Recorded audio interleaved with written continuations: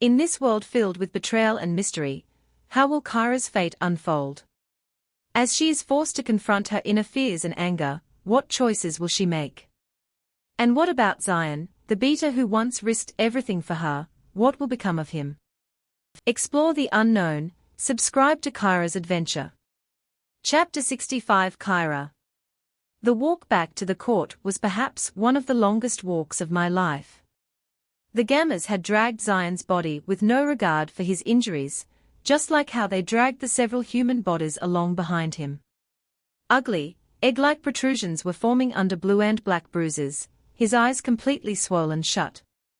I could hear his ragged, raspy breathing as his unconscious mind struggled for air, and part of me worried he wouldn't make it. Anger.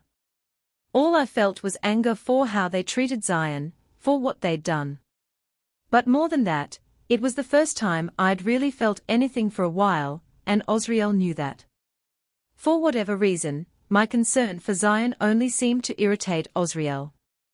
Maybe because I begged him to stop, or because I'd shown emotions for his beater, but anger was certainly radiating off him in waves. I didn't care, though. Zion had risked so much for me.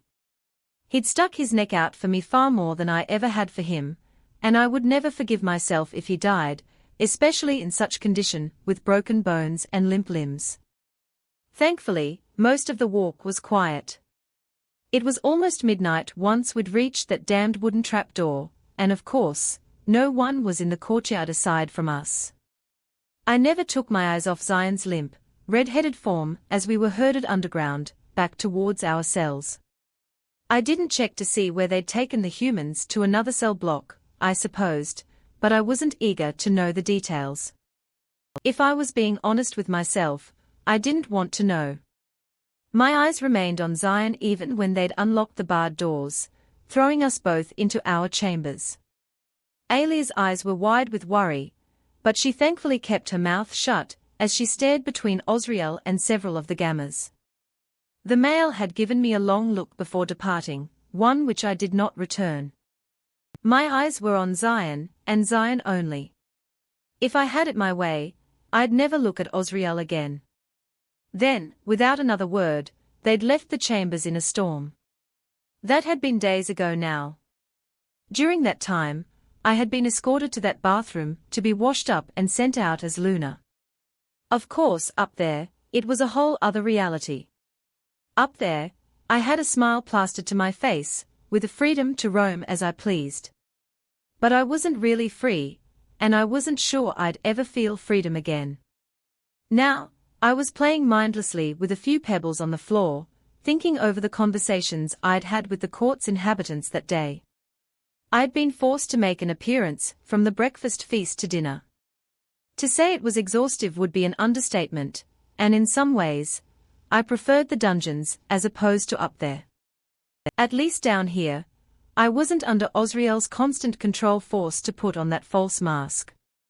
I raised my eyes to the cell across from me, where Alia's form Saturday. We hadn't exchanged many words of late. Not that there was much to discuss, anyway. Talking about our doom wasn't very reassuring, so we both opted to stay quiet. My eyes drifted to the cell to her right, and my heart twisted. Zion. In the silence of the dungeon, I could still hear his rasped, labored breathing. It was something I'd listened out for, something that had sent me into a panic when it periodically stopped. Fortunately, mercifully, no one had come by to give him a dose of wolfsbane.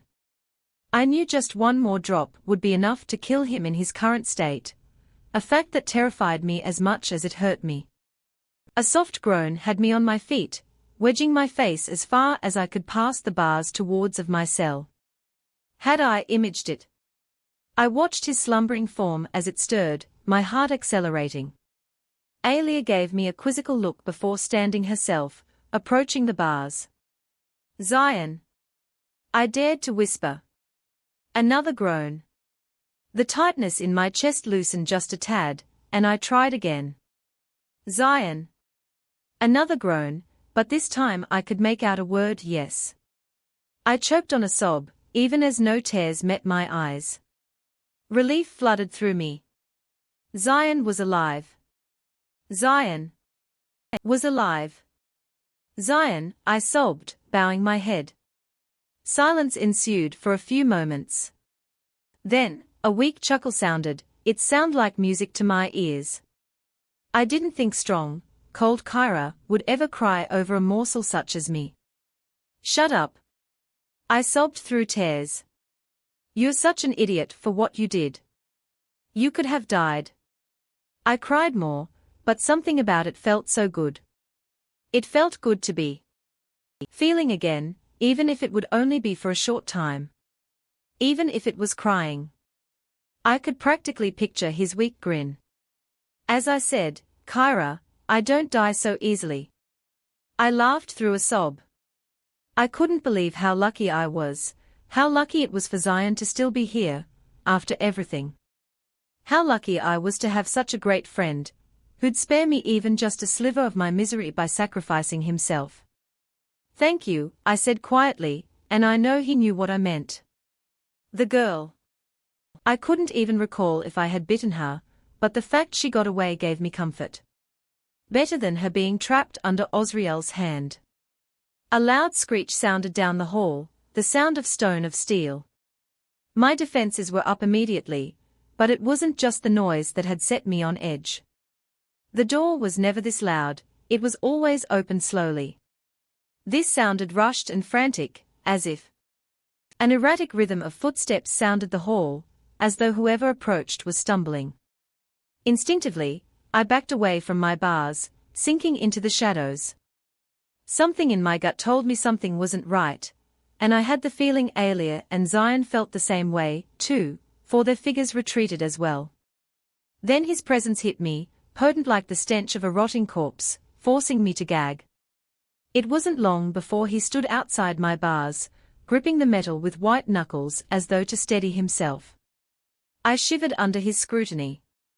His blue eyes were glossed over, dull like glass. His face was slightly slack, as though he was in a half-dreamy state. The lazy smile that crawled to his lips filled me with both terror and disgust, and I found myself backing further into my cell. Kyra. He slurred, the stench of alcohol mingling on his breath. He was drunk, very, very drunk. I swallowed. And I was in no position to defend myself. What do you want, Azriel? I asked, trying to keep my voice neutral over my rising panic. I'd dealt with drunk people before. But drunk werewolves. I had no clue as to how this would play out. Azriel braced his shoulder on the bar, giving me another one of those half-grins. I want you, my darling. A shudder. I swallowed, composing myself. I don't want you, Azriel, I said with as much assertion as I could muster. Instantly, his face changed, something close to hurt in his eyes. Why won't you let me in, Kyra? He whined, pulling on the bars. You keep pushing me away, tormenting me. I can't take it. I gave him a shrug. However, my heart leapt to my throat as the bars were thrown open, leaving no barriers between us. I gasped as he rushed up to me with werewolf speed, and before I knew it my back was to the wall. He braced his hand above me, face mere inches from mine. A warning snarl sounded from Zion, but I didn't hear it, not over the roaring in my ears. If he wanted, Azriel could have his way with me, violate me in front of my friends, use me and throw me away like I was a doll. And there was nothing I could do about it. The thought forced tears to my eyes. His eyes became somewhat sad as he spied my tears. Don't cry, my dear, he slurred, raising a hand to my cheek. I flinched at contact of his calloused fingers along my skin. Please, I whispered. I hated begging, but I knew I had to. It wasn't truly Azriel behind those eyes, though I'd never truly known the man to begin with. Please don't hurt me. Azriel's drunken eyes clouded with confusion. I'd never hurt you, baby. His hand moved to my chin, tilting it up. Say you love me, he demanded, eyes desperate. Please, Kyra, tell me you love me. Tell me you'd die for me. Tell me you don't hate me, tell me how you really feel. I stared into those pleading eyes, long and hard. Tell me you love me. No, I said quietly. Something about those words, the way he said them. It lit a fire under my skin, and suddenly my fear was gone. I hate you. I really, really fucking hate you, Azriel. If I had it my way, you'd be dead on the ground with your blood on the stones. Why don't you get it? His face paled.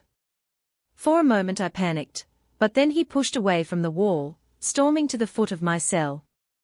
I thought that was the end of it before he turned to look me dead in the eyes, impending doom consuming me whole. A loud boom sounded, followed by a bright white flash, as I was thrown back into the wall, my skull cracking against the stone. I blinked, trying to remain conscious as shock rattled through me. Zion was yelling, screaming, but Azriel didn't move. I could hear Alia calling my name, but the darkness was starting to pull me away. The last thing I could feel was the lingering stain of hot breath on my face as I was pulled under. Chapter 66 Zion. I sat there, shaking with fury.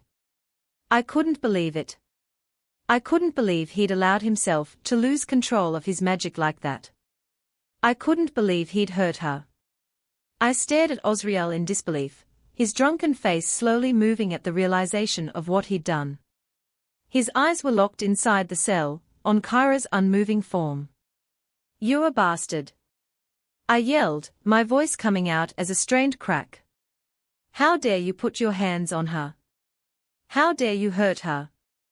But that was the unnerving part, he hadn't put his hands on her.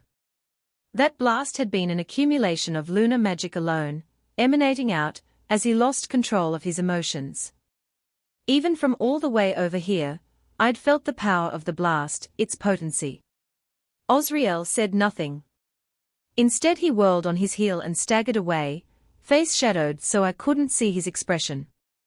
I wanted to call him every foul word under the sun, but then I remembered that resounding crack, and forced my eyes to Kyra. Half hidden by the shadows, I couldn't see much of her aside from her splayed hands and limp legs. "Kyra!" I called, panic rising to my throat. No response. This was bad. This was really, really bad. She was weak, with her starving herself and all. I'd told her to eat because I knew something like this would happen. But she was too stubborn. Even in a damning situation like this, she still held onto that bit of pride, that control. But I couldn't blame her. I squinted, trying to discern her figure amidst the shadows.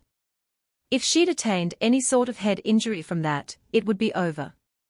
She'd die. She'd die. Those words alone set me off the edge. "Kyra!" I yelled, banging on my bars.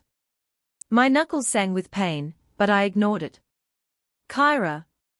I had to get a response, I just had to.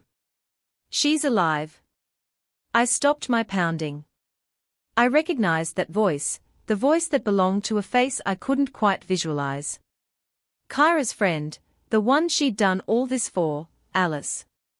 No, Alia. She'd barely spoken since we wound up here. Silted silence ensued. "What makes you so sure?" I asked, trying to keep the tremors from my voice, and failing. "She's a fighter," Alia replied. "A survivor. I heard what you guys said, about humans rarely surviving the Epsilon transformation. If she can survive that, then I'm sure she can survive this. Plus, I can see her. She's still breathing. We just have to hope," she continued, "because there's nothing we can do, anyway." I stepped back, sighing. She was right. No matter how many times I pounded on my bars, cursed the gods for what they'd done, one thing would remain the same: I'd still be behind these bars, away from Kyra, where I couldn't reach her. So, with a reluctant sigh, I lowered myself to the floor, wincing at the throbbing pain in my muscles. I'd forgotten about my injuries. In fact, the moment I'd sensed Azriel, I'd almost forgotten about my pain entirely, resuming a stronger state. And with my dwindling energy, I knew that alone had cost me greatly. Who are you? I blinked. To Kyra, I mean, Alia clarified. I could have sworn I heard a huff of a nervous chuckle, but I ignored it. I'm her trainer, I ground out. Would be a better word, but I wasn't sure I could handle the pain that came with saying that. Alia seemed to understand that, though, for she continued, and who are you? In the werewolf world. My muscles tensed, to the point where it set my wounds on fire. It felt so odd to be talking to a human. Well, not human. Upsilon. Which was even worse, right? Sure, I'd felt somewhat similar with Kyra when I'd first met her, but she was an epsilon, not half as bad as an upsilon. I swallowed, recalling distant memories of my mother, telling me stories of upsilons over my cot. Beasts of pure human corruption, fueled by hatred and anger, listening to no one and nothing aside from their marked leader. Azriel, in Alia's case. I hadn't seen Azriel mark Alia, but I assumed he would have done so by now. Silence continued, but I shook my head. No, what was I thinking? This was Kyra's friend, not some monster. Not like the ones I'd been taught to fear, told that, if they ever came into existence, it would be the beginning of the end. The silence dragged on for a moment too long. Sorry, Alia mumbled. I blinked, collecting myself. What? No, sorry, I scrambled for something to say, an excuse for my hesitation. I'm still recovering from my beating, they struck my head quite hard. I paused, blowing out a breath. I reminded myself that Kyra is an epsilon, maybe not as stigmatized as upsilons, sure, but still someone seen as corrupted. If I could come to like her, then surely I could tolerate her friend, right? Still, something didn't sit right with me as I replied, was the beater of the court. Right hand to the alpha, Azriel. Silence. So he betrayed you as well as Kyra. It wasn't so much a question, but rather a confirmation. I nodded to myself. Yes, he did. He deceived the best of us, I suppose. Silence, save for the occasional drip of water. I thought our conversation to be over until her voice echoed again. Do you think we'll ever make it out of here? Zion. Sir? Her stutter made me smile. Zion is fine, I assured her. My smile faded, and as for your question. I paused, gazing towards the roof. I'd memorized almost every crack and crevice, every spot of mold and mildew. We'd been down here for a long time, and aside from Azriel's little outburst there, I hadn't seen any indication of potential blunders to exploit. It was as though he'd planned every inch of this scheme, going over every potential mishap. But then I thought back to the light in those golden eyes that night, the anger and desperation in Kyra's eyes when Azriel's underlings had at me. Hope. The fact Kyra could still feel. It meant she hadn't been entirely broken. It was that hope alone was what kept me going. So, I had no doubts when I replied, yes, I believe we will make it out of here one day. Silence again, but it wasn't as heavy this time. Despite my apprehension, of talking to an upsilon, I forced myself to ask, and who were you to Kyra? Drip. Drip. Drip. Nothing.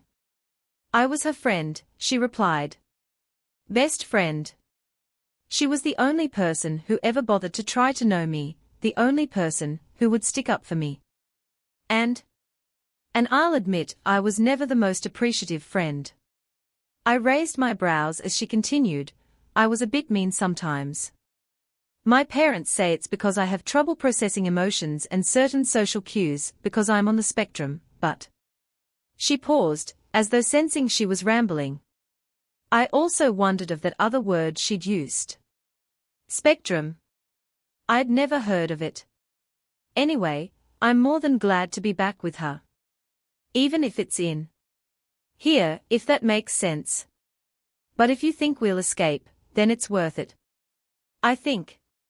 I mean, high school was pretty hellish after she left. Jane and Stacy. They were horrible.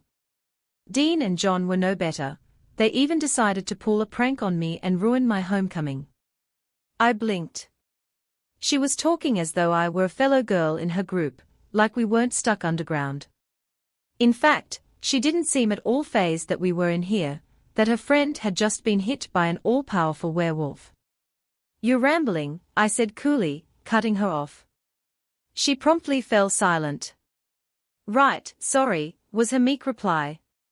I didn't deign to give a response. My muscles were so tense they felt like on the point of breaking, so I was thankful when she didn't engage in further conversation. I glanced again towards Kyra's cage, to her shadow form. I tilted my head to the ceiling. I didn't believe in gods, but I prayed to each and every one I could name that she would be okay, that she would pull through. Chapter 67. Kyra. Not much changed after I'd woken up from my concussion. Aside from an egg-size welt in the back of my head, and a throbbing headache, I was relatively fine.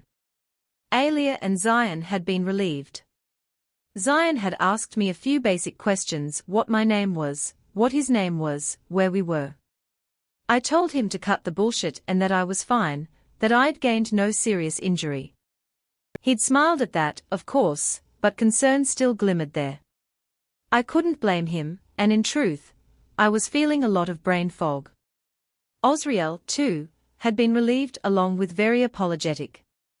He'd rushed in the moment I woke up, dropping to his knees and asking for my forgiveness, waxing lyrical about how he couldn't believe he'd do something like that it was an accident. I'd stayed wholly silent, trying not to react to his words.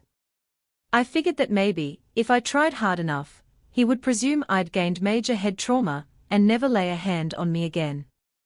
Of course, that was just wishful thinking.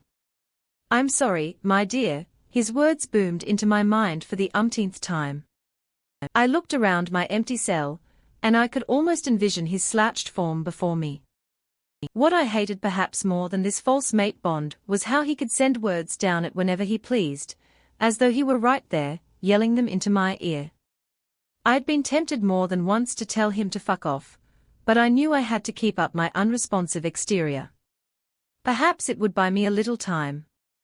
For what? I didn't know. Still, that didn't stop him from bringing me out of my cell, having me washed and scrubbed raw to be presented before the court. I'd kept my words to myself. Anything I had spoken were under Azriel's iron force. That day at breakfast, when I'd deigned to react to his proclamation of love for the 6th time, I could tell it was really starting to worry him. When everyone departed, I too ducked through those wooden doors, beginning my rounds of the court while Azriel kept me firm in those iron-hard bonds. I had settled for a white bench in the courtyard, positioned in the corner and out of the way. People usually didn't notice me when I sat there. That was until a cascade of familiar golden curls bobbed in my direction. Luna. Kyra.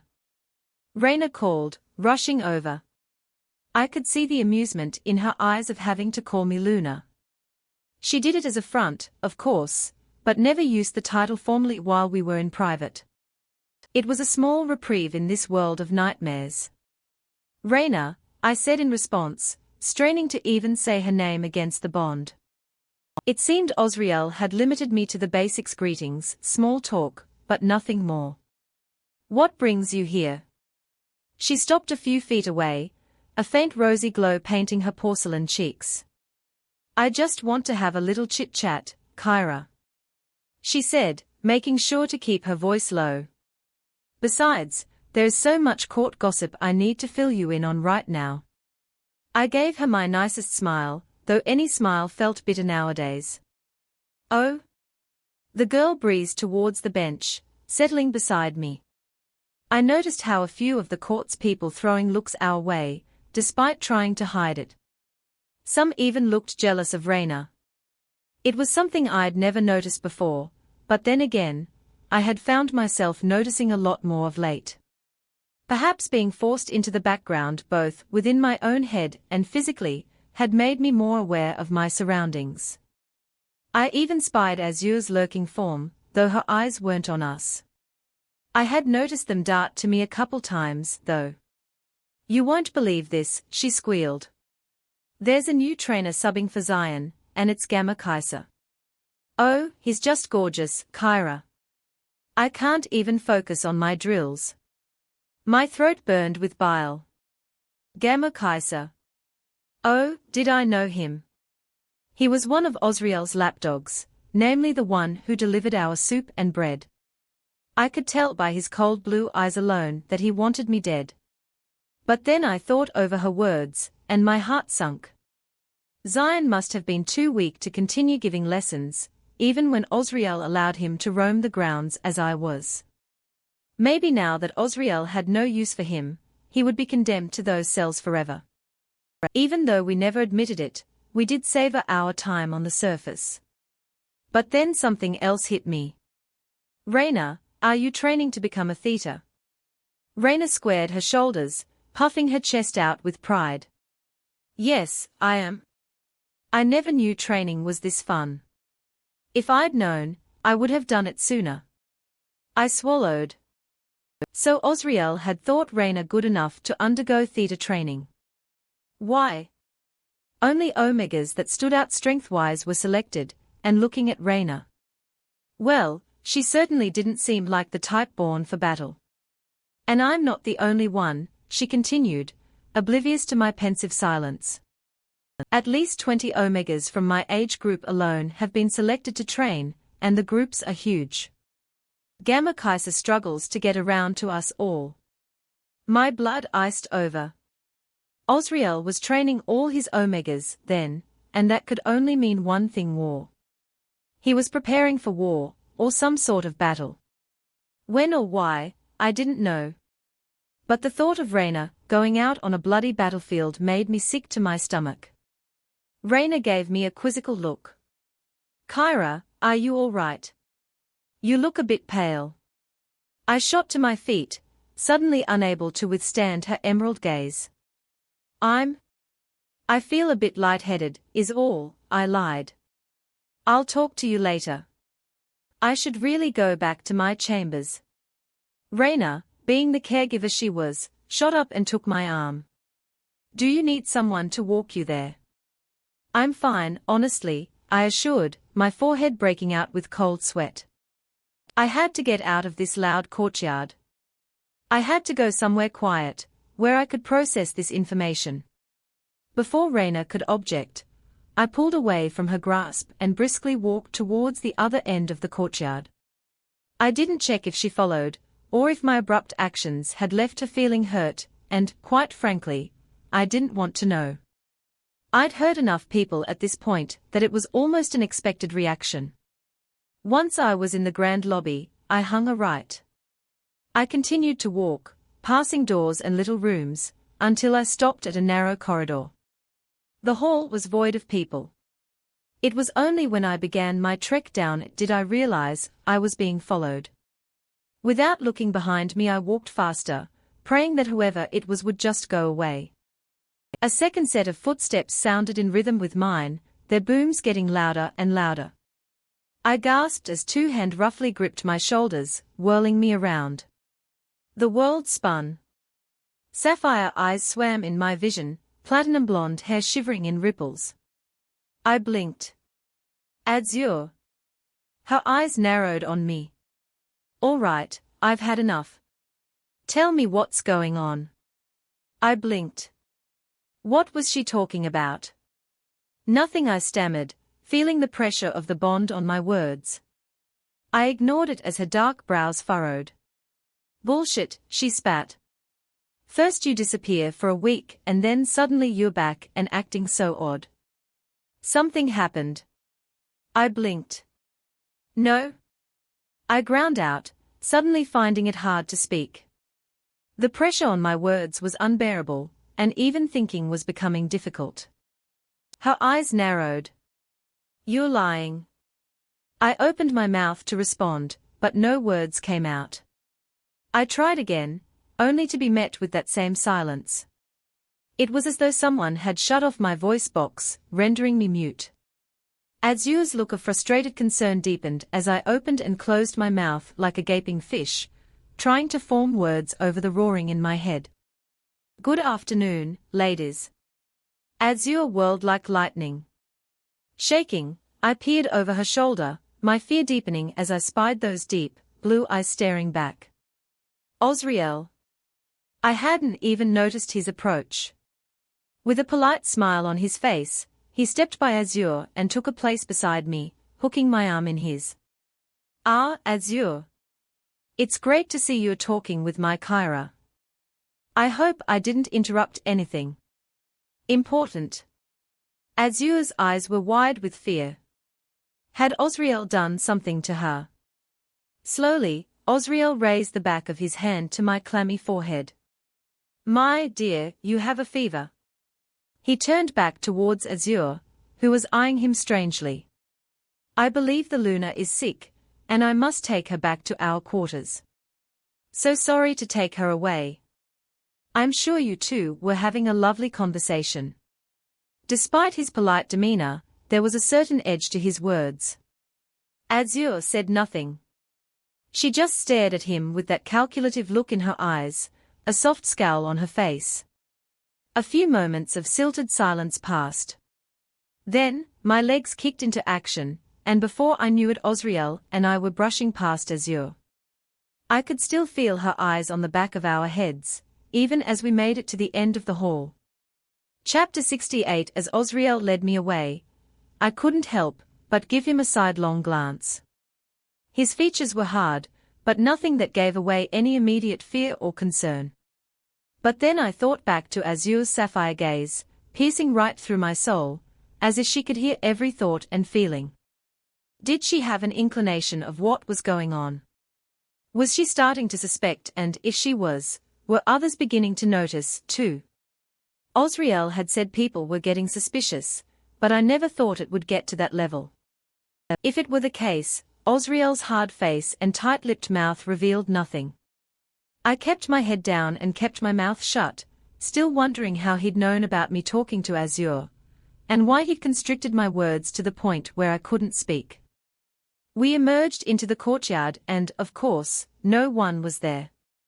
I was really starting to wonder what kind of magic Azriel was using to keep his people magically away from the courtyard when he wrenched open the wooden trapdoor, motioning for me to get inside. I moved before the invisible bounds could make me. There was no point in resisting, not when his grasp was so strong it prevented me from talking. We strolled in silence down the catacombs, my eyes hanging on the marble altar a moment too long before we turned a corner, opening the metal door that led right to that dreadful, dark corridor. Azriel still remained silent even when we happened upon my cell. With white knuckles he pulled it open, and I walked inside, flinching as he slammed it shut behind me. When I turned around, he was gone. Zion and Alia shot me quizzical looks, but I had nothing to offer in return. In all honesty, I was just as perplexed as them. Days had passed, and I knew something was definitely up when I hadn't been permitted out of my cage, not even to present as Luna before the court. Even Zion was still locked up, and the Gamma, who delivered our soups, offered no explanation as to why it had suddenly gone so silent. It seemed Zion was the first to snap, because by the fourth day, after getting our umpteenth delivery of cold broccoli soup, he turned to me and asked, "Did something happen?" I kept my eyes on the soup, my stomach lurching at the smell alone. I'd found myself hating the stuff more and more of recent. In all honesty, I didn't like how its chunky texture slipped through my teeth. It reminded me of the human gore. It assisted in my starving, if anything. The silence dragged on for a few more moments. Well, something happened, but I didn't really think it was that significant. I raised my eyes to his. It was the truth. Somewhat. Azriel's behavior had certainly been out of character, and maybe even a little concerned, but I didn't want to get my hopes up. I'd been let down far too many times to think that, maybe, we had a shot at escaping. Zion opened his mouth to speak, but Alia beat him to it. What happened? I eyed the soup again, its thick consistency reminding me of vomit. Azriel cornered me, saying something was up. She knew something, or at least she was putting the pieces together. Azriel jumped the gun and stopped me from talking, and before you know it, he's standing right behind us, smiling. I paused. I don't know if he thought I was going to say something, or if my body language would give it away, but he got me out of there. At first I didn't think it was a big deal, because Azriel is always the scheming type. But something about it definitely troubled him. Silence. I gazed towards the roof, to the cracks and fissures that had burned themselves into my memory. Something I would remember clear as crystal, even when I escaped this hell. If I escaped this hell. But there was something off, I realized. Something that had gone under my radar. I strained my ears. Is it just me, or is it very quiet tonight? The others listened in as well. I was about to pass it off, as me finally going mad until a distant crash sounded somewhere on the surface, followed by the very faint noise of yelling. I jumped to my feet, along with Zion. Alia just sat on the ground, looking at me quizzically. We listened in as the commotion above ground intensified. Yells turned to screams, and crashes turned to shattering and thuds. What's wrong? Alia questioned. Of course, she wouldn't have been able to tell the difference. She hadn't been in her werewolf form long enough to gain the heightened senses, something that not even Azriel's magic could take from me. Something's happening above ground, Zion replied for me. His form was shadowed, and I couldn't make out his features as he said, "It sounds like fighting." My stomach dropped. We were being attacked. And what would we do if an enemy came down here, in our weakened states? We'd be good as dead. Just then, screech of iron against stone sounded down the hall, followed by slapping footsteps, as someone ran towards us. My heart crawled to my throat as I thought over everyone it could be. But the last person I'd ever expect to see rounded the corner, her blue eyes ablaze as they took in the scene. I knew it, she hissed, platinum hair settling behind her. I gaped. Azriel. I fucking knew it, she said again, marching towards my cell. She withdrew a glinting object from her pocket. A key. Where'd you get that? I stammered, my mind flooding with questions. How did you know where to find us? Did you know we were down here? I knew, she interrupted, from the moment one of the gammas prohibited any of the omegas from coming down here. I was suspicious before, but not allowing us into this bunker confirmed it. As for the key. Well, let's just say I have a good punch. She was grinning to herself, but I felt like I was going to faint. An invasion. Yes, she confirmed, jabbing the key into the hole. Her hands shook as she twisted and turned, testing each key on the ring. A full-scale battle is raging right now, and nowhere is safe. It seemed like an entire court has invaded, but I'm not sure which. I swallowed as she continued to try the lock. All I could think about was Raina, as well as the other omegas who were probably stuck in the open. I could only hope that theater training they'd received would do them good, with what little they got of it. A flick sounded, and my heart jumped a beat as the cell door was thrown open. I walked forward in a daze, not quite believing what was happening. Azriel, wasting no time, rushed over to Zion's cell and began trying the lock. Zion was white with shock or fear, I couldn't quite tell. I stared at Azriel in awe. Why would you do this? For us. For me. Why would you risk so much? Her lockpicking did not falter. I don't like you, Kyra, and you're a bitch sometimes, but... She turned the key, and another click sounded. She threw open Zion's door. No one deserves a fate like this. Not even you. I didn't quite know how I should react to her words, so I remained silent. At the end of the day, Azriel had stuck her neck out to save us, and that said more than any words could. But don't get it wrong, she said coolly, turning to me. This doesn't make us friends. This is repaying the debt. I nodded. Zion rushed out to join my side when Azriel moved before Alia's cell, hesitating. What are you waiting for? Zion snapped. Azriel gave him a vulgar look. This is an Upsilon. I'm not sure what Azriel's doing, but if there's an Upsilon here then I'm going to guess there's more.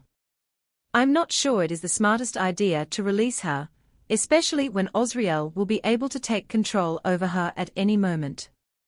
I gaped at her. Leaving Alia here. It was unjust. It didn't matter if she was an Upsilon, she deserved to escape with the rest of us. I looked to Zion, but he didn't have the reaction I expected. His eyes were complacent, considering even, as they turned to me. She's right, you know. He muttered. I couldn't believe him. Pushing past his shoulders, I strode up to Azriel and leveled my eyes with hers. Let her free. If Azriel does take control of her, then I'll be the one to handle it.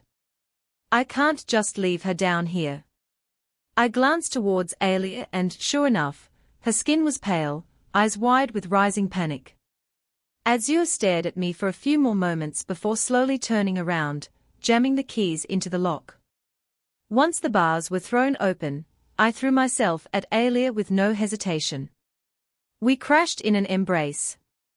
I hadn't hugged her in so long. In so damn long. I could feel a dampness on my shoulder as Alia began to cry. Let's go, Azriel muttered. I gave her a tight nod before walking forward, feeling slightly euphoric at having free rein over my own legs. In fact, I couldn't feel Azriel's bond at all, at least not at the intensity it has been. He's probably preoccupied with battle, Zion answered, reading my mind as we walked down the hallway. The dim glint of the metal door was in view now.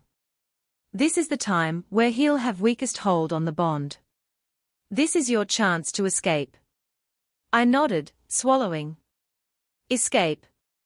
I hadn't quite allowed myself to ponder the word, to envision a moment such as this, where I'd get to walk out of here on my own free will. I shook the thoughts from my head. I couldn't start daydreaming now. Azriel could be down here any moment, and who knew how bad the battle on the surface would be. I would be lucky to get through it in one piece, especially given my state. My state. I felt weak, far too weak. I could feel in the steps I took, in the thinness of my muscles. Now I wish I'd eaten more, done whatever I could to keep myself strong. My pride, once again, would cost me greatly. Another stupid mortal emotion, I supposed. Once we reached the door, we broke into a run. I didn't look at the marble altar or far wall of the chamber, as we took off into the main hall, one that would lead us up the stairs and towards the trap door. As we ascended the stairs, my muscles screaming with every step, the sounds of battle intensified. It seemed Alia could hear them too, now, for I noticed she'd become more rigid at my side. By the time we reached the trapdoor, the yells and clamor were almost crystal clear, and a cowardly part of me quivered when Azriel pushed open the trapdoor. We emerged quickly, wasting no time, as we tried to allow our eyes to adjust. When they did, my heart sunk. It was bad, really, really bad. The courtyard around us was in ruins, trees struck down and structures destroyed as wolves battled around us. Bodies littered the ground, as did pools of blood. Panic surged in me. Where was Raina? Was she hiding? What if they'd found her already? Come on! Azriel yelled, breaking into a run. I grabbed the half-stunned Alia and ran after her, Zion at the rear. It was an effort to push my legs. God, I'd lost so much strength. But that wasn't my greatest concern. Raina, I gasped, where is she? Azriel kept her eyes ahead, weaving past the wolves' skirmishes, careful to keep our profiles low and avoid the battles. I told her what I thought was happening. I told her to meet me at the cemetery today, once I got you guys out. I blinked. You were planning on breaking us out this whole time. Yes, well, it was only yesterday when I thought up the plan. I didn't anticipate an invasion, which honestly only complicate things, but maybe it will make this easier. I blinked, cataloguing the information. So Raina was at the cemetery. Had the battle's reaches gone that far? I didn't allow myself to imagine her dying amongst those graves. Kyra, focus, Zion warned. I threw a look over my shoulder, his emerald eyes meeting mine. We can worry about the details later. For now, we have to worry about getting out of here. His eyes darted to Alia for the briefest of moments, and I understood. Her face was frozen with shock, movement still and rigid, as though she were paralyzed by fear. I had almost forgotten that Alia, at heart, was still a faint-hearted human, someone who had probably never seen gore or death in her life. Before long, we broke free of the courtyard and into the grounds. It was chaos. Blood painted the bright green grasses, its glistening ruby making me nauseous. Unmoving bodies of wolves and humans alike littered the grounds, whilst anyone who was alive engaged in snarling battles with another. It was only then that I realized how lucky we were to make it this far, and part of me doubted we'd make it the rest of the leg. As though on cue, two wolves in particular noticed our presence and turned to us, snarling. Azriel shifted within a second, snow-white hair gleaming and green eyes glowing as she snarled back in warning. I tried to reach into myself, towards where the magic lay, but I turned up empty-handed. I turned to Zion and it seemed he, too, was empty. I swallowed. This was bad, really bad. Azriel was our only form of defense as the wolves circled us. As though matters couldn't get any worse, Alia fell to the ground, groaning. I watched on in horror, as she clutched her head and writhed in pain, strange sounds coming from her throat. I started to panic when her eyes flashed violet, canines ripping through her gums. Alia! I yelled, reaching down to grab her. Zion stopped me. Don't. Azriel's tapping into her Upsilon wolf.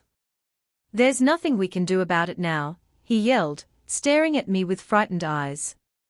Before I could so much as respond, the two enemy wolves sprung into action, and there was no time to think.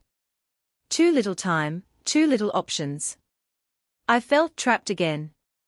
A flash of black fur, and the wolves were pinned to the ground. Another second passed, and their throats were spilling onto the grass, blood everywhere. Slowly, the great black beast turned, his azure eyes brighter than ever. Azriel.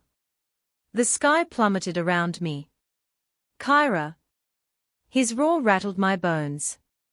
I stared at him in muted shock, the hope I'd allowed myself to feel draining away like blood from the corpses around us. Suddenly, the world was so small, condensed only to him and I, my captor. He would lock me up for eternity, use me and abuse me until I died. Only then would I be free again, Kyra. I blinked, snapping back to reality. Zion was standing before me, gripping my shoulders. Kyra, go. I'll take care of him. A sob forced its way into my throat. I was faintly away at Azur's soft snarls, an empty warning to Azriel. Buying us time, so little time. But Alia. I'll take care of her, he insisted, staring into my eyes. An intense emotion sparkled in them, despite the horrors going down around us. One moment, we were gazing into each other's eyes. The next, his lips were crashing down on mine, hand rushing up to cup my face. He pulled away, and I was frozen in shock. He scanned my eyes, as though looking for something, a reaction, but I just remained stock still. I would have thought I'd imagined it if it weren't for Azriel's furious Zion. Distraction. He was using me as a distraction, enraging Azriel to buy me time. Of course, kissing me was a bit much, but it had certainly worked. I grazed my finger along his arm in silent thanks, before taking off with Azure across the grounds. Zion stared at me for a few more moments, his eyes shifting from intense to sad, as though he'd had a silent revelation. Perhaps he believed he was to die, and the thought itself forced a sob to my throat. I sent 1,000 silent prayers to Zion and Alia, and I didn't look back to check if they were winning or losing. Deep down, in his state, I knew Zion stood no chance against Azriel. Knew it but wouldn't admit it, because if I did, I knew I'd never be able to continue on. So I did what I could only do. I ran. Chapter 69. My legs burned as I willed them to turn faster and faster, trying to keep pace with the white wolf who ran before me. I'd never felt this weak since I'd been in my mortal body, and if anything, my current state was worse. My legs were thin like toothpicks, and if any of the wolves battling to our sides turned their attention to me, I knew I'd be good as dead. But I kept running, following Azriel, as she formed the path, weaving in and out of battles and leaping over dead bodies. I tried not to look at their faces too long, to the mouths open in eternal screams or glassy eyes staring unseeingly at the skies. I tried not to picture Zion or Alia's face on theirs, tried not to look back at the battle that was taking place behind us, the battle to buy us time. To buy me time. I hadn't even noticed we'd entered the cemetery until white headstones appeared in my vision. Crouched behind one, curled up in a ball, was a girl with curly golden hair. Raina. I half yelled, half sobbed. She jumped up immediately, and despite everything, I was relieved to see she was okay, at least from what I could see. Turn, Azriel barked, not giving her a second glance. Raina scowled in her direction, but did as told, turning into a small, golden-haired wolf. If we hadn't been in the midst of battle, I may have taken my time to admire her gilded fur, to admire the emerald eyes that glowed brighter than the sun itself. Raina rushed to my side, eyes full of question and concern, but she remained silent. Azriel quickly sprung into the direction of the woods, little under 100 yards away. That's when it hit me. Freedom. Sweet, breathtaking freedom. It was enough to spur my legs into action again, to push aside my concerns for just a few seconds. But we didn't make it far out the graveyard before two sets of rippling snarls sounded from behind us. The three of us whirled, Azriel giving an equally frightening snarl, as we glimpsed who stood there. Two great, hulking wolves, their sizes telling me they were gammas. The one with brown-black fur and red eyes took a step towards us, snarling, and I found myself taking a step back. Raina didn't move, and almost looked to be paralyzed with fear herself. Azriel was the only one who stepped forward with challenge. Surrender, bitch, the other wolf, one with red-brown hair and blue eyes, called out to me. Surrender, or we'll kill you and your friends. Killing her is against our orders, Caesar, the other gamma said, as though having a conversation. As though they weren't talking about our very lives. The blue-eyed wolf didn't respond. I began to panic. It was a 2 against 1, given how weak I was. And I wasn't sure of Raina's fighting skills, either. My best bet would be to run. It seemed Azriel had come to the same conclusion, too. Run, Kyra. Azriel barked, charging ahead. Raina quickly followed in her footsteps.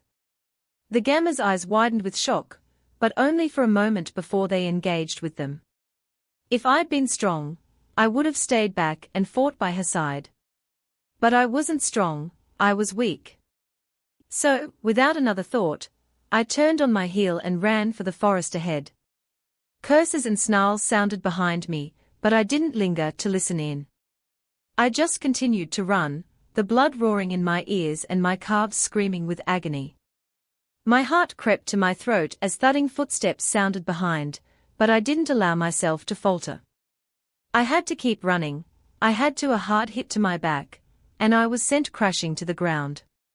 I cried out in fear as I rolled over onto my back, pinned down by a great, red-furred beast. I tried to struggle, tried to escape his iron grasp, but I couldn't. An awful smile carved his lupine features. I have you now, bitch, he snarled. I pinched my eyes shut, preparing for a fatal blow, but it never came. Instead, the wolf chuckled, the sound raw and guttural. Don't tell me those weeks down in the catacombs have rendered you a coward. I used to like you, when you were being an obedient girl to our master Azriel. But now. His teeth grazed the skin of my neck. I whimpered, something that only turned the wolf's smile more ugly. But now, I see it was all just a ruse. You still had that rebellion in you, and for that, I must kill you. He leaned down, and I could smell the blood on his breath. You've caused so much trouble for us, bitch. So much more than it's worth. A gasp ripped from my chest as he pushed down on me. But Azriel said not to kill me. I stammered, grasping for anything to say, for anything to stall. If you kill me, you're disobeying your master. A rough chuckle. I tried not to shiver, as his lupine mouth leaned down beside my ear. Do not get it twisted, sweetheart, he murmured, I am doing Azriel a favor, more than he knows. Besides. His next words chilled my bones, no one will be able to recognize what's left of you, once I'm done. His eyes grew cold, furious. I grit my teeth and tried to struggle as he drew his lips back, revealing rows upon rows of sharp canines. I sucked in a final breath, as he opened his mouth, readying to strike. This was it. This was the end. Everything I'd done, everything I'd sacrificed to get to this moment. It was all for nothing. Everything people had done to buy me time, everything they'd sacrificed to get me this far. It was all for nothing, too. My luck had officially run out. As he darted for my throat, I thought my mother. My harsh mother, who'd only ever been so strict to protect me. My sweet father, who'd counteracted my mother's flame with his calm. Both would have their daughter die today, something that would not make a dent in their lives. Something they'd never know. Alia, my best friend, my friend I'd cursed with the same curse that had been put on me. I could almost see the tears running down her face when she saw my mangled body, when she realized she was truly alone in this world of monsters. And Zion. Cocky, egotistic, insufferable Zion. A true friend, one that had been on my side this whole time even when I thought he wasn't. I'd die and everything he'd done for me, everything he'd sacrificed. It would all be in vain. Those humans, the ones I'd damned with such horrible fates. I'd never be able to pay them penance. I'd never be able to make up for what had been done, for what I'd been forced to do to them. Kyra. I heard a distant voice call. Raina. I'd failed her, too. In fact, I'd failed everyone. I shut my eyes as rows of sharp canines consumed my vision, a silent sob ripping through me. With it, I breathed my final prayer. I'm sorry. Crack. I gasped. One moment, the wolf's weight had been on me, pinning me down. The next, he was being thrown off, the smell of burning flesh in his wake. His body thudded to the ground next to mine, a large crater simmering in his side, the hairs around it singed black. Tingles of electricity rang over my skin. What happened? Was that me? Get up, Epsilon. I stilled. The voice tugged something primal in me, a primitive fear that demanded I run, hide. Something old. Something terribly, terribly old. Slowly, I turned my head, a short gasp ripping from my throat as I spied him. His eyes? I recognized his eyes immediately. One amber, one violet. I didn't need to see his pristine white fur to know who he was, nor did I need to acknowledge his size, easily twice that of Azriel's. This was the Delta, the strongest wolf of them all. And he was looking at me. I stared into those eyes, into the colors that showed two different worlds. Fury. Calm. Violence. Tranquility. A never-ending contradiction of emotions, all in one face, all in one set of eyes. I never thought I'd get to see something so complex, something that would take me years to even begin to describe. "Didn't you hear me?" he snarled, the sound sending zaps of panic through me. "Get up." Slowly, I stood, not even my full height enough to level my eyes with his. I was faintly aware of the two beings that walked up to my side, the white wolf and golden wolf, both tired and hurt but alive. They, too, were staring at him with apprehension. The Delta said nothing. More people were surrounded us, people I didn't recognize to be part of this court. I whipped my head around, realizing we were now confined by a circle of strangers.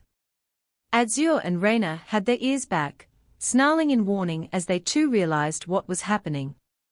Had we just traded one danger for another? Chapter 70. Stop stirring up a fuss. "You're safe," the Delta ground out, his eyes glowing with contained fury. I stared at him, analyzing his features, scanning for lies. I noticed how that angry blaze seemed to glow brighter in his violet eye, the telltale sign of an emotional magic user. I blinked. Safe? It was such a foreign word to me, so much so that it had lost its meaning. Safe? I had been safe underground, hadn't I, but that hadn't stopped it from being hell. That hadn't stopped me from being broken. That thought alone set me on edge, and I sent the Delta a warning glare. "Why should I trust your word?" I asked coolly, motioning to those enclosing a circle around us. I wasn't in the position to be asking these kinds of questions, but I knew being weak wasn't a good look, either. The Delta pulled his teeth back into a snarl, and it took every fiber of me not to flinch. "What don't you understand, human fool? We are not here to hurt you. We are here to rescue you." I may have reprimanded him for calling me a human fool if it weren't for those other words. "Rescue me? What do you mean?" I asked shakily, feeling my energy dwindle along with the adrenaline. I was tired. So tired. The wolf glared, analyzing my features. "We are taking you away from the southern court, where that bastard alpha of yours can't touch you." "Taking me where?" "To the northern court." The world tilted under me. I took a step back, trying to process my thoughts. "No?" The Delta snarled. "The hell you mean, no? Do you want to stay here and be his little slave?" "That's not what I want." I yelled back. "I don't want to be with him, I don't want to be anywhere. I don't want to be part of this stupid werewolf world anymore. I want to go home." "Foolish human," he roared, his voice rattling every inch of me. "Don't you understand that he can track you wherever you go? We are offering protection if you come to our court." I paused, thinking. However, I didn't have much time to do so before a snarl rippled from behind us, sending multitudes of shivers down my spine. I whirled. My heart sunk at the sight of the black fur, ruffled and disheveled. Azriel's eyes glared at me. Azriel. My mind went wild with panic. What had happened to Zion and Alia? Were they dead?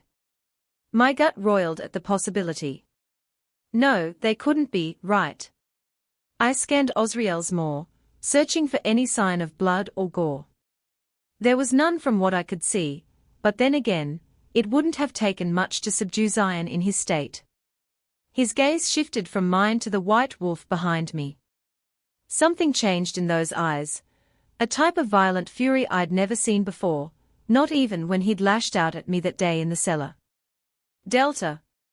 he snarled. My heart crawled at the tone of his voice, at the promise of death it seemed to carry. The Delta shot him a lupine grin. "Alpha South," he growled, the hairs of his back standing on end, as though he were charging up. "Why, what a pleasure to see you again." Azriel snarled at the sarcasm. "I'll kill you." The Delta roared with laughter, and I stared at him in shock. How was he not afraid? But then the air around us shifted, the atmosphere changing from amused to deadly furious in mere moments, as Delta roared back, "And I'll kill you just as I killed your father." My hair stood on end as the air around us electrified. I watched as a purple aura encased the Delta's snow-white fur, forks of electricity lashing across it as though he were made from the very essence of storms. I gawked. He could use lightning. Is that what he'd used to blast the gamma off me? As I stared at him, part of me didn't want me to believe it. Part of me was convinced I was just going mad. But there was no denial of that metallic tang of electricity in the air, of the hairs that stood on end, of the tingles rushing over my skin, as the air around us buzzed. But it seemed I wasn't the only one in disbelief. Both Azriel and Reyna were frozen in shock, too. Then, someone grabbed my shoulders, whirling me around. I didn't get to take in much of his features, other than his warm brown eyes. "Epsilon, you must come with us now. It is now or never." I blinked, trying to let my eyes adjust despite all the electricity making them water. The man's brown hair gleamed in the filtered sunlight of the canopy's edge, his skin dark and tanned. I knew I shouldn't trust strangers, but one look into those warm eyes and I knew I could trust him. "Epsilon, you must come with us now," he'd said. "To the northern court." I glanced towards Azriel and Reyna, whom of which I knew would be condemned to the cells the moment Azriel got his hands on me. Judging by the lights in their gazes, I assumed they were thinking the same thing, too. Azriel gave me a slight incline of her lupine head, and I bit my lip. I chucked a glance behind me, where the Delta and Azriel were having a standoff. The air around the Delta was basically vibrating, the electric zaps brighter and louder with every second pass. I turned back to the male. I didn't even allow myself time to overthink as I said, "All right." I could hear the crackling of electricity building up behind us, the snarls of challenge. I just kept my eyes on the man as he shifted into a wolf, his grey fur billowing in the wind, his orange eyes locked on me. "Get on," he commanded. I didn't hesitate, and given he was the size of a small pony, it was relatively easy to fit on his back. "Kyra!" I heard Azriel yell. "Don't go with them. They'll kill you. They'll torture you." I squeezed my eyes shut, trying to tune out his words. I gripped the fur of the wolf tighter and whispered, "Go." Wind rushed through my hair, small tears welling in my ducts as we ran away from Azriel, away from the man who'd put me through so much, who'd taken so much away from me. "Kyi!" he roared, but it was distant. There was a second roar, a roar charged with fury, and I heard no more. As we ran, I could feel his anger shooting down the bond, the rage and wrath. I sobbed as the sound of lightning cracked in the distance, as Azriel continued to rage down my bond, as though he were yelling right into my mind. But then his words got smaller, quieter, and eventually they faded into nothing, as though he never really existed in the first place. As it did, I felt a weight pulling off my chest, slowly but surely. I sobbed with relief as that iron grip of his bond disappeared, fading into nothing like mist in the winter-time sun. I sobbed as I felt that lovely power answering to my emotions, one which I had missed so much. I sobbed with relief as the wind rushed through my hair, filling me with freedom. I sobbed with grief as I remembered Zion and Alia, both of whom were still at the court, their fates unknown to me. I sobbed tears of joy as I felt the presence of Azriel and Reyna beside me, proof that I had not lost everything. Alive. I was alive. I was on the back of a stranger, riding to a foreign court, but I was alive. And, in that moment, that was all that mattered to me. If you enjoy Kyra's story, don't forget to subscribe, more excitement is coming.